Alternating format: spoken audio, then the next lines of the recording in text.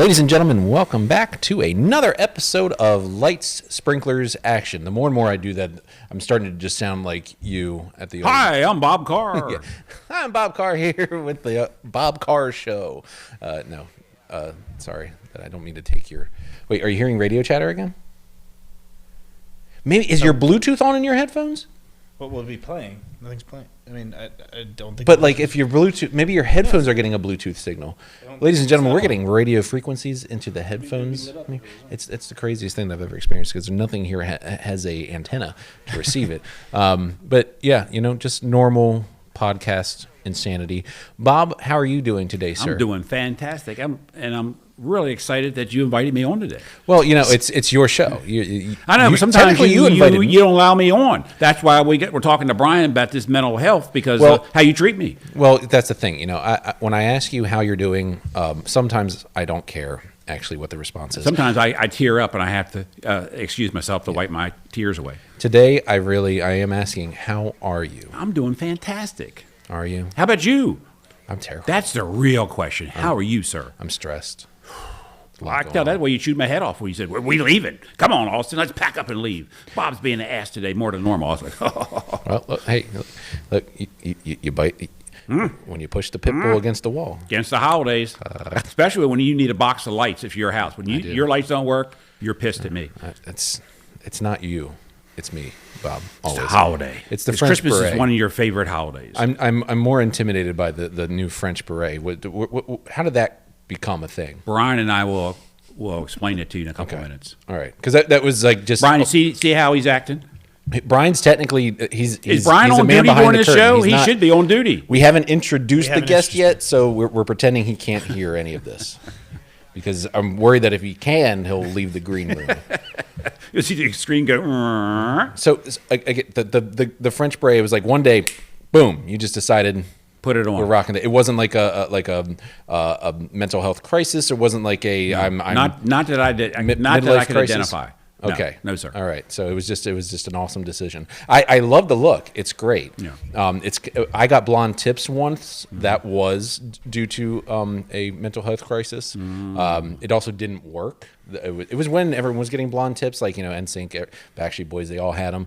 Mine were left in too long. Boys to Men. Is that what you said? Yeah, Boys to Men too. I mean, I don't know if they had blonde tips, but it was my mom left them in too long. You see, so what happened was... I knew somehow you're going to drag your mom in this. Well, my entire head turned into this orange fiery inferno for the entire summer. Mm. It was worse as my favorite bathing suit at the time was orange. And I was large. So I was just this orb of cherry tomato walking around the pool. It was a really rough time for me. Mm. But it built me into the person I am today. Well, where's Graydon? Graydon, well, you see... he went to get pizzas. He went to get pizza, which is not a euphemism. He actually is getting pizza. And he's probably mentally doing better than all of us on this podcast. At least at this current time, yeah. Yeah, no. I feel great. I feel good. I'm glad I'm glad we're talking about what we're going to talk about today. The topic is seasonal depression. The light sprinklers action or light sprinkler action? I don't know. Ladies and gentlemen, welcome to Lights, Sprinklers, Action. Just hit the button, the whole system goes dead. I was not alive in 2010. That was the intro song to Madden 09. I put a drone in a lot of places. During the winter months, sun's getting real low. The suns go down around 5 o'clock. That can affect you mentally, right, Bob? Affects everybody. Yeah. In plants, in trees. I mean, if the trees are affected... And dogs and cats. And people a lot. Mass hysteria. Well, and Austin and I were talking about this before the podcast. Just that feeling of like when the sun is going down that low, you get home and you just feel like you can't accomplish anything. The day's gone and all you've done is work all day. But why is that? I'm hoping Brian can shed some light on that. We haven't introduced Brian yet. Well, I can't wait to see Brian because I got a lot of questions for Brian. Well, Bob really wants to talk to Brian. all right, you know what? We're just going to I need Brian. to talk to Brian We're bringing now. Brian in. Pronto. All right. So the reason we're talking about all of this is because we have Brian Taylor with us today. He is a licensed master social worker and a mental health therapist. He's here today to talk to us about ways that we can combat seasonal depression, why we feel the way we do, and we're gonna feel our feelings today. I'm gonna feel up on Bob's feelings. He's gonna feel up on my feelings. Well, don't get too carried away there on our feelings, huh? Brian's on a Zoom, so we technically can't feel his feelings, but maybe he'll show us his feelings. And Austin, I already know how his feelings feel, and they don't feel great. Austin and I both have our feelings about you. We can't say this on a public airwave. I feel great. I feel great.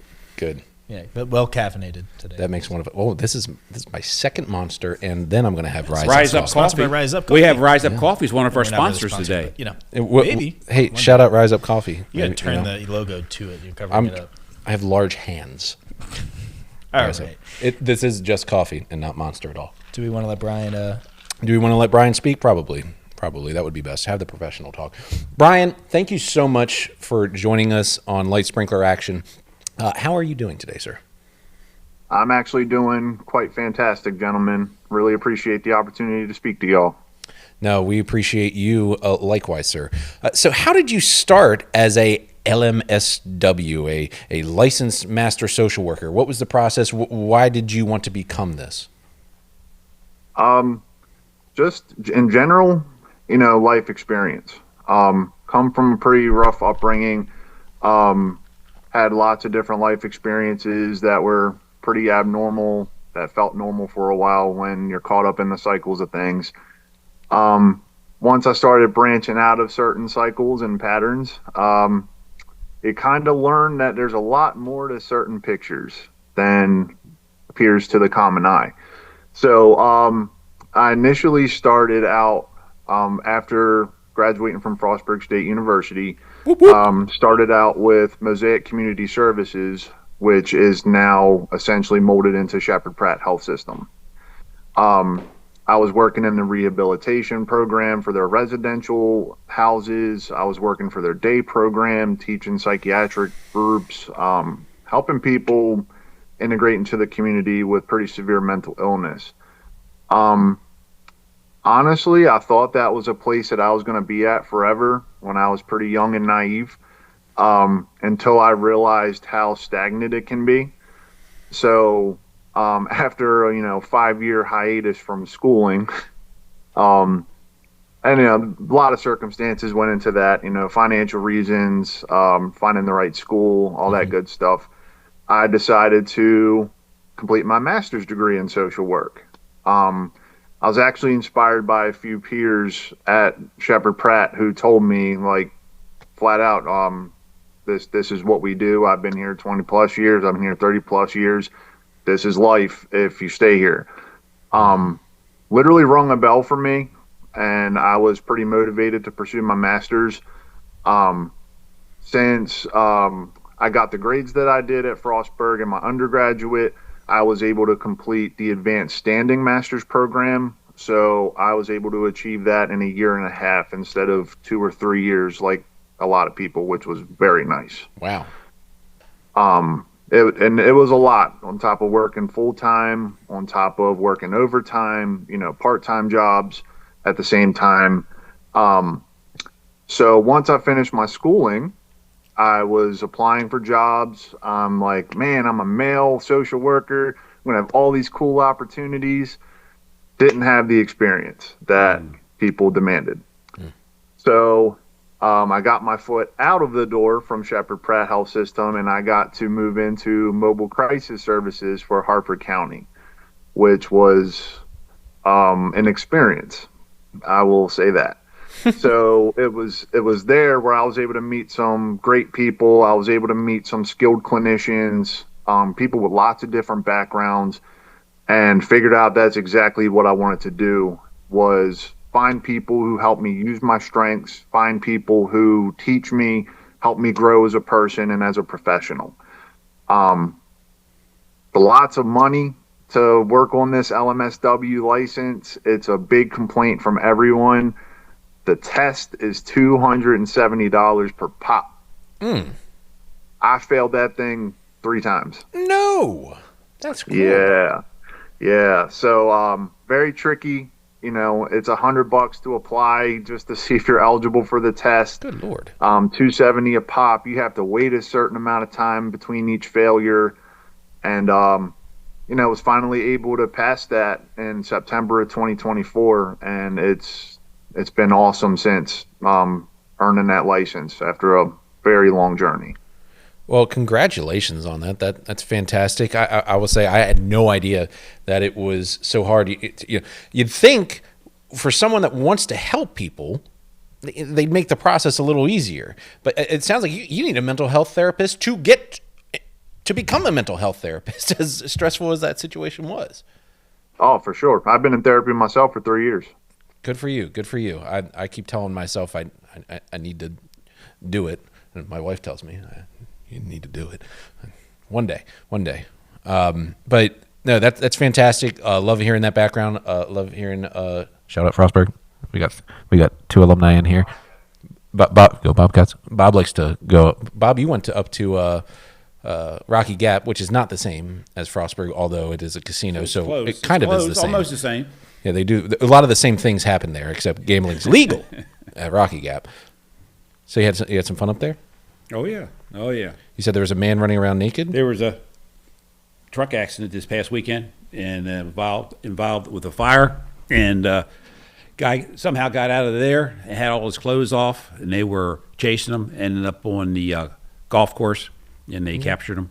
So he was having some kind of episode. We were talking to the firefighters up there that were looking for him. And they were afraid he was going to freeze to death overnight, but they finally caught him the next day. If only Brian Taylor was there to help Ricky Bobby. So that makes you wonder, when you hear that type of stories, the stigma with that, on a serious note, like what was going through that guy's head and why. Right, exactly. No, that's terrible. So something was going on there. Yeah, I mean, for sure. I'm making the joke that it's very much like the plot to, the climactic shift in Talladega Nights, but that's no. rough. In this case, it does make you wonder, what happened, what triggered that, and when I first heard it, I'm thinking nobody said it, but I'm thinking, okay, was that part of the fire? Did his clothes coming off because he's burned? But then why was he running from the police? They had the helicopter looking for him. The firefighters were looking for him. They had a couple other mobile rescue crews up there. State police was up there, so they were definitely trying to find him. And that gets into all the look how many different agencies. There's like 4 or 5 identified just off the top of my head that were involved in that. And look how much resources were used last weekend just to help get this guy. Right. So it makes you wonder. But there's people like you, Brian, I'm sure were part of this. People want to help. Absolutely. So. Well, and on that note, there is.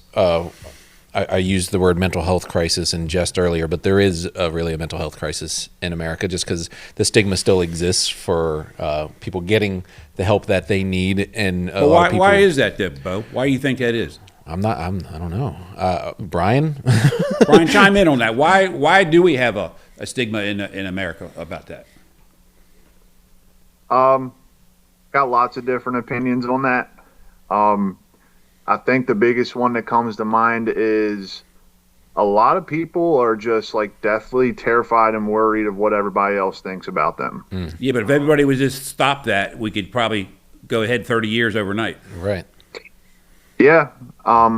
That's honestly a big part of my approach and what I do as a therapist. I put my transparency and honesty with people up there as one of the most important things I've done in my career so far. Because especially being a larger guy, ex-college football player, I'm everyone always asks me, oh, were you like the jockey type? You're probably so popular.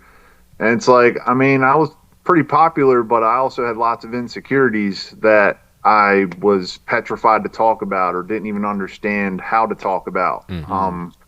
Just never really had that confidence. So I know especially teenagers these days, definitely terrified because there's so many negative comments. There's so much stigma out there that, if something's wrong with me, then I'm a bad person or I'm just this, awful alien type person when it's not the case at all. So. Yeah, and then social media just magnifies that. Yeah. 100%. And 100%. I would say that's always been a struggle for myself as well. Bigger guy, big gregarious personality.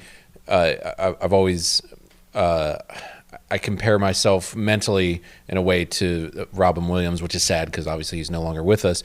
But someone that's incredibly funny, but battles their own demons internally on a consistent basis, and that those insecurities. It's so hard to not get in your own head when it comes to your own mental health, and I think that's one thing that's kind of kept me from just going in and really talking to someone professionally has been the time that I would have to commit to it, but the idea of accepting the fact that I might need that help and giving myself the grace to say, what if someone could help you, and admitting that there's maybe something wrong mentally about how I feel about myself. Yep, I can see that. So, Brian, how do you break that down, though, Brian, to answer Bo's question? How would you do that? It's like, get some fucking help.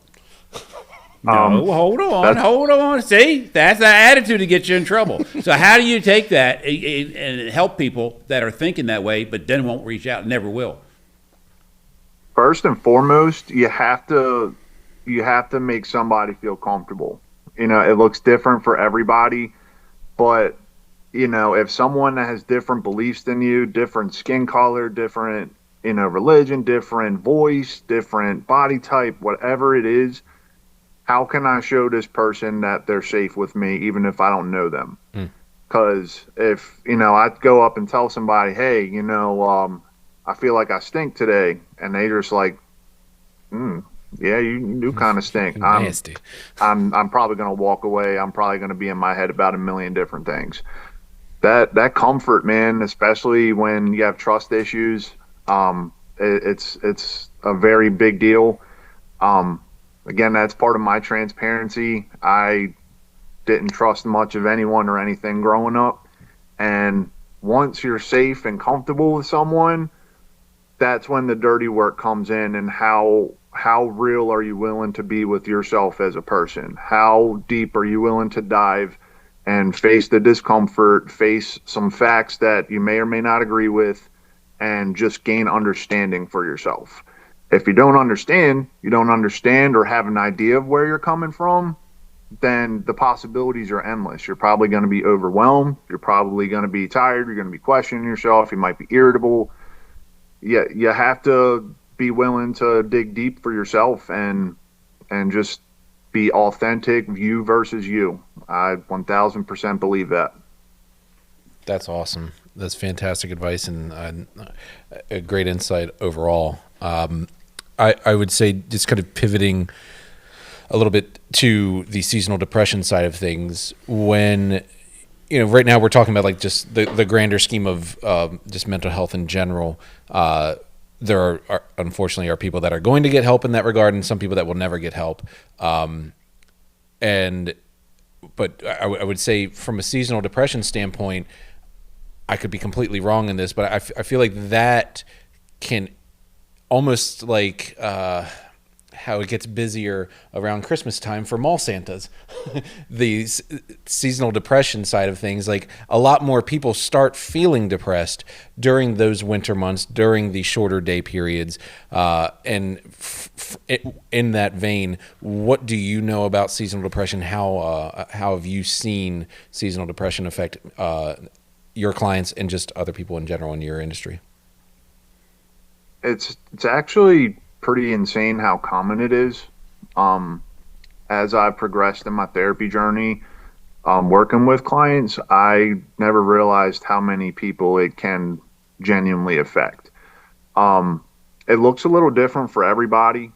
It's you're losing sunlight, but at the same time, I consider it like bigger picture stuff. Like, we all have to work for a living. Most of us have to sit in traffic. We have a house to maintain. We have families you want to keep up with, relationships. It's overwhelming. And then when you're not experiencing, high energy or energy that you're used to, what are you supposed to do? And seasonal depression it's common and it's very real. You know, I actually get into disagreements with people often saying like, oh, just get over yourself, or, you know, just get through it. And it's, for someone that's experienced depression in many types of ways, it's not that easy. Even when you've got all the great things in life that you know you're thankful for, that you know are positive in your life, it's not a quick fix like that. Unfortunately, I wish I could snap my fingers and be like, oh, I'm happy today, or so and so's happy today. You know, that's awesome. Yeah. So, you know, it's common, and I think it's really important to recognize what it looks like for you as a person. You know, because again, it's like you can kind of anticipate it. You know, it's like, all right, well, when I'm sad, when I have a low mood, when I have low energy, this is what I do. Or I lay in bed, or maybe I'm productive, but I don't want to talk to people as much.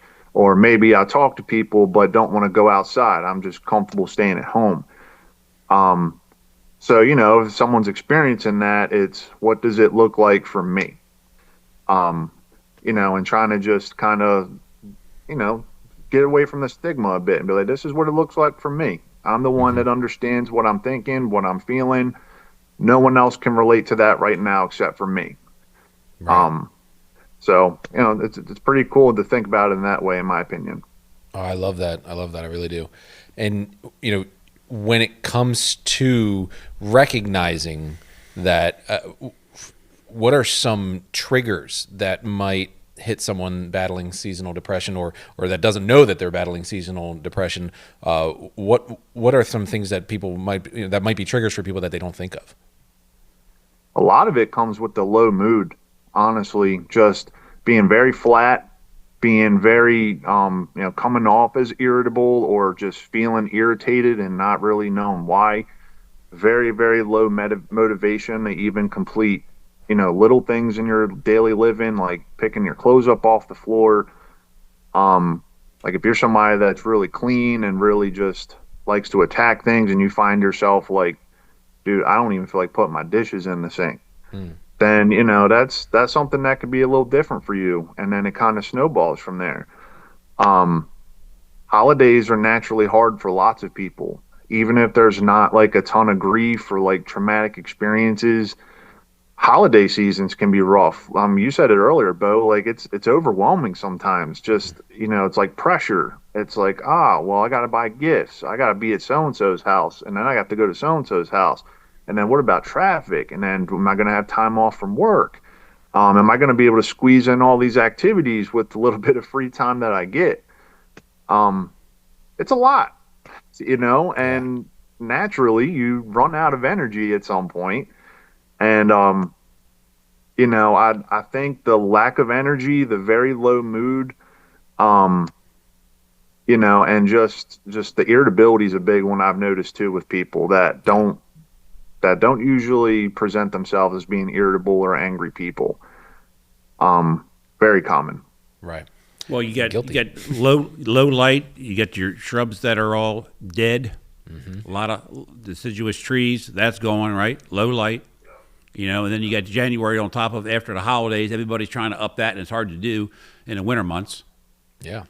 So that's tough. Well, and I think about you, Bob, he mentioned the holidays and how overwhelming they can be. As someone that always has a goal of putting up 25,000 twinkling lights at their house to emulate Clark Griswold, I think of you all. You obviously decorate your own home. You get everything all nice and pretty. Wait a minute. Let's talk about your train set inside, all the lights you have there. Because you get pissed off sometimes when you don't get that done. This episode's probably getting posted after the holiday special. See, he's already irritated with me. Look.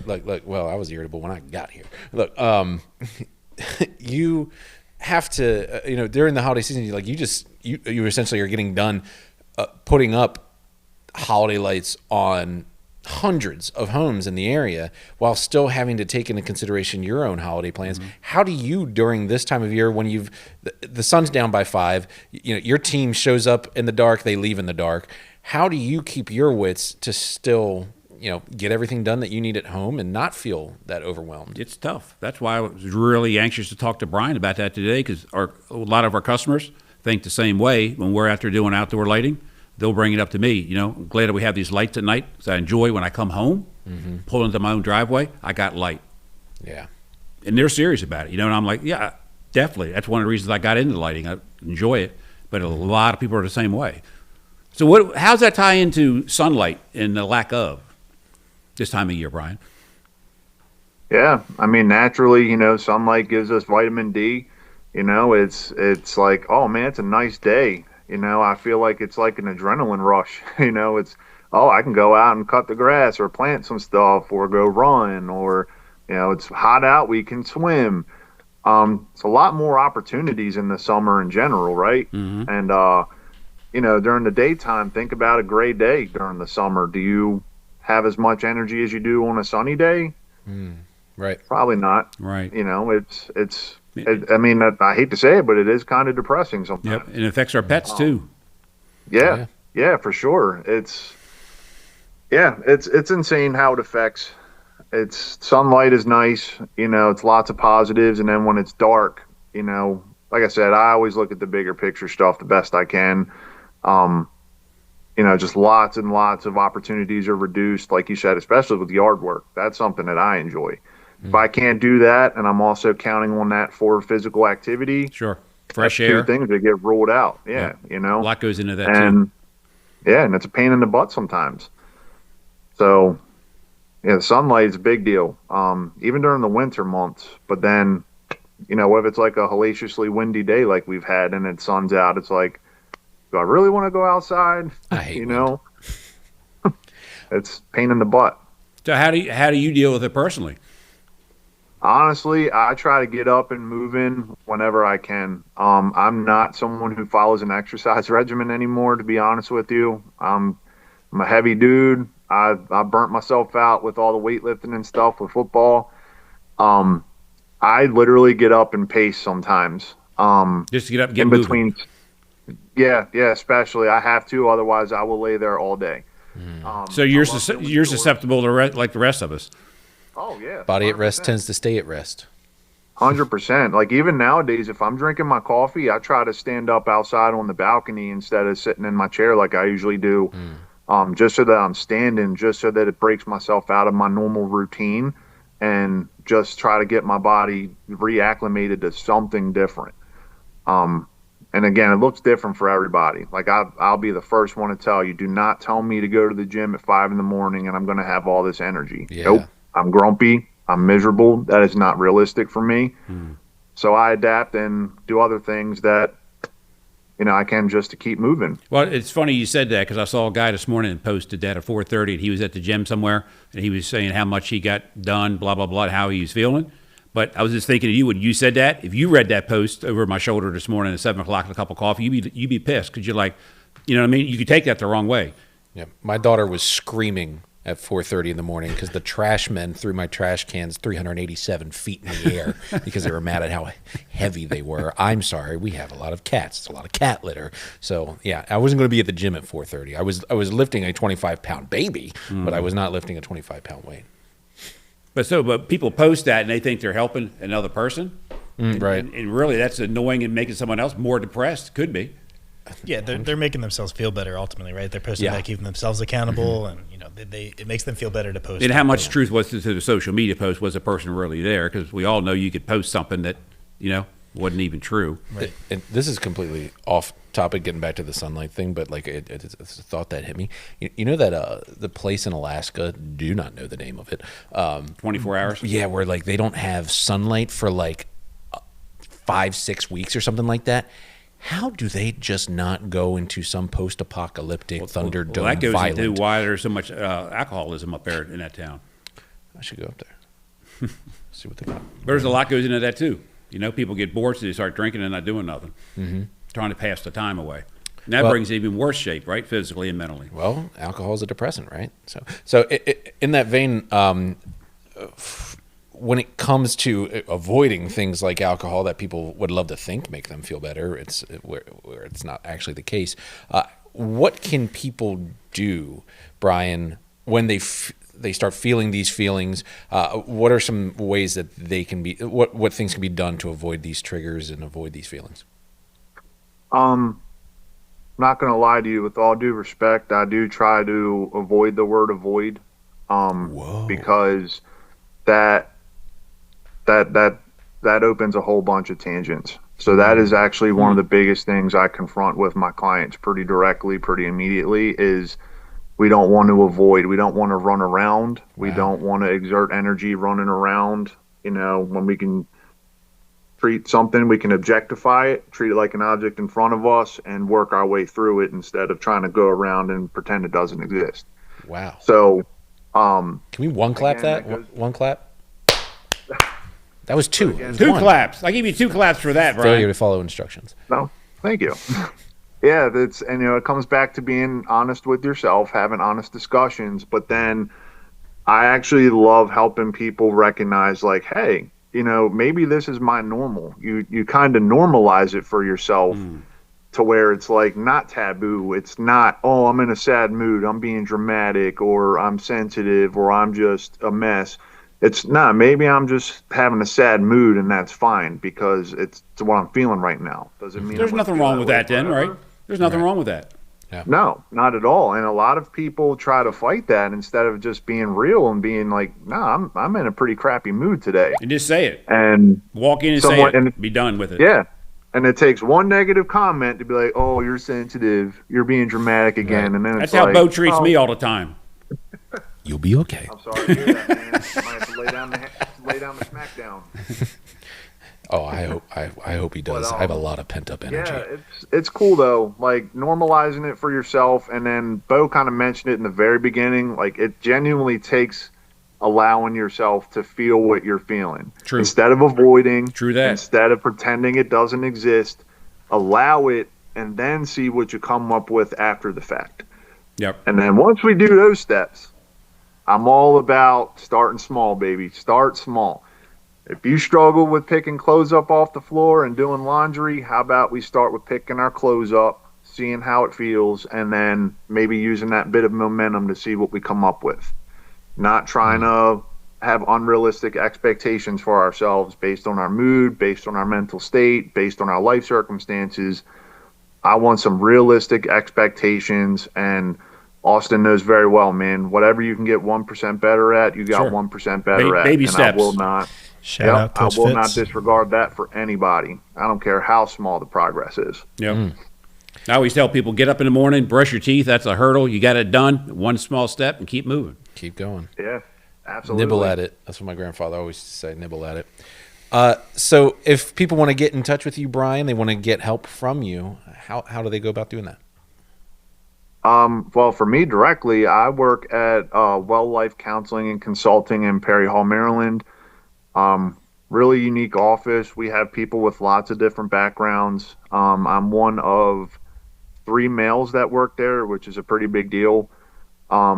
We have LCSWs working there, LMSWs like myself, LCPCs who have a little bit different treatment approaches.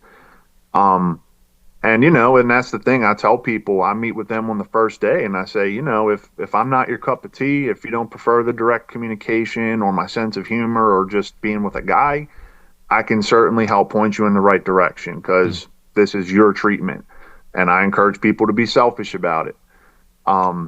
So I'm at Well Life, and I have a page on psychologytoday.com. I always encourage people, if you're looking for a therapist, I urge you to go to psychologytoday.com, type in your insurance. You can rule out who doesn't accept your insurance, and then you can read up on profiles. Most people offer free consultations. Try to get your foot in the door, see if it's someone you feel like you vibe with right off the bat. And, don't be afraid to try it. One of the things I'll share with y'all too, my therapist, I tell her this probably once every few months. I met with my therapist and I was so petrified because I was a broke kid, with troubled upbringing from Baltimore City. And she came from, like a wealthier area in Silver Spring. So first thing I asked her, I'm like, how are you going to relate to me? And I kept showing up. It was uncomfortable. It was scary, but it turned out that was exactly what I needed in my life at that time, was somebody who had a different perspective than me, who didn't tell me everything I wanted to hear and taught me respectful challenges. And it has been very big part of my mental health recovery. So I got a question for you there. You know, when you said you wanted to, when you were choosing somebody for yourself, and you said you want to feel, or when you were helping, say you were helping me, and then you say, see if we jive. I would think the average person would try to get away from a person they don't want to hear from. Say you were the best for me, but I was like, and Bo called They me want that the night and said, familiarity. hey, you know, I'm going to choose you. And I was like, no, I think he's too much of a hard ass. You know what I mean? But really is what I needed. So I wonder how that works. Comes back to what he was saying earlier about not avoiding and attacking it head on. Yeah, but a guy like me that needed the help, I'm not going to, you see what I'm saying? I'm going to be like, oh, I don't want to deal with that, Brian. He's a hard ass. that's when it would be an individual challenge for you to, you know, that's your initial feelings. Cool. You know, like when I'm doing an intake with somebody, I try to make everything as plain as day. So that way there's no loose ends. There's nothing to get twisted. I want to give you something that hopefully sticks up here somewhere. Mm-hmm. What you do after that is what you do after that. Gotcha. You know, maybe it takes you trying a few other people and then figuring out you don't jive with them. Maybe it takes you taking some time away to really think about if this is something that you want right now. And it's very personalized. It looks different for everybody, but I dealt with that a lot when I worked with Shepherd Pratt. Okay. And, you know, I was very used to it. And, again, I would just make people feel safe. Like, even if I'm not your cup of tea, I'm still going to show up when I need to and try to help point you in the right direction. So, you know, it's cool, man. It's a really unique opportunity. I got you. Well, I got to say, Brian, this has been awesome. I really, really appreciate your honesty working through this. Really appreciate the conversation. I agree with virtually everything you said. I love the challenge of the avoid word being wrong. That's going to be a short, because that was so awesome. Just ultimately really appreciate your expertise and just appreciate the work that you do, because it takes big brass balls to do what you do, and to be honest with yourself in your own mental health journey. You've got more balls than I do right now. I appreciate everything that you're doing. Your balls are there somewhere, man. You just, you know, grab them when you can, when you're ready, and you do what you do. It's all good. I'm not saying that's what she said, but you know, she kind of said it. That's what she said, he said, they all said, whatever works. It's what everyone said. Don't grab my balls, Bob. Please don't grab my balls. Cut all of that part out, Austin. Thanks. Absolutely not. We need some lighthearted stuff in here. Sorry. To calm it down. Well, we're going to take everything. Wait, 3, 2, 1. Well, we're going to take everything that you shared with us today, Brian, to heart. And again, really appreciate everything that you did and appreciate your time with us here today. Yeah, I appreciate the opportunity, gentlemen. It's really nice chatting. You as well. Hope to have you on again sometime on Light Sprinkler Action. That'll do it here for another awesome episode. Thank you all. Please, if you feel that you need help at any point in time, if you know someone that may need help, go to psychology.com. That was psychology.com, right, Brian? Psychologytoday.com. Psychologytoday.com. And just do it. Go through that individual challenge that Brian was talking about. Get the help that you need, and realize that you certainly are not alone. Millions of us feel similarly, and millions of us have gone through similar journeys, and you can do it. Life is life. Brian, appreciate you. I appreciate you, sir. Love all the good feedback. Thank you. All right. Thank you all, and we'll catch you next time.